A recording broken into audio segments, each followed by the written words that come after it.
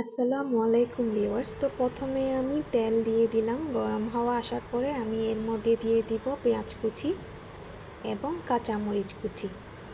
একটু সফট হয়ে আসার পরে আমি এর মধ্যে 1 চা চামচ রসুন বাটা দিয়ে দিব, হাফ চা চামচ ধনিয়ার গুঁড়া দিয়ে দিলাম, হাফ চা চামচ হলুদের গুঁড়া এবং 2 চা চামচ লাল মরিচের গুঁড়া, পরিমাণ মতো লবণ, সামান্য একটু পানি দিয়ে আমি মশলাটা নেড়ে চেড়ে নিব।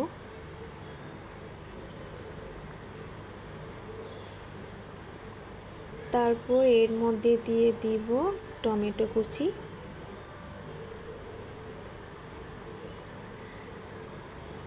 মশলাটা একটু কষিয়ে নিব। কষিয়ে নেওয়ার পরে এরপরে আমি লটিয়া শুটকিগুলো দিয়ে দিব। এগুলো আমি হালকা একটু কুসুম গরম পানিতে ভিজিয়ে রেখে পরিষ্কার করে নিয়েছি। মশলাটা ভালো মতো কষিয়ে আসার পরে আমি এর মধ্যে আমার কেটে রাখা বেগুন আর আলুগুলা ঢেলে দিলাম।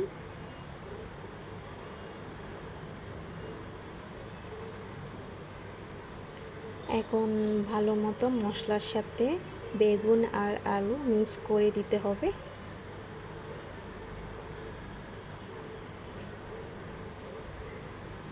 সামান্য একটু পানি দিয়ে দিলাম যেন মশলাটা আর একটু ভালো মতো মিক্স হয় বেগুন আর আলুর সাথে।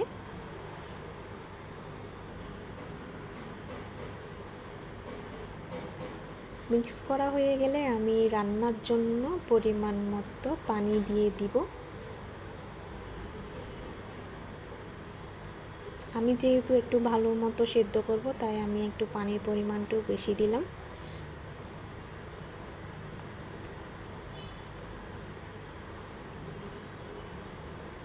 এরপর আমি ঢাকনা দিয়ে দিলাম। দেখুন আমার আলু আর বেগুন সেদ্ধ হয়ে এসেছে প্রায়।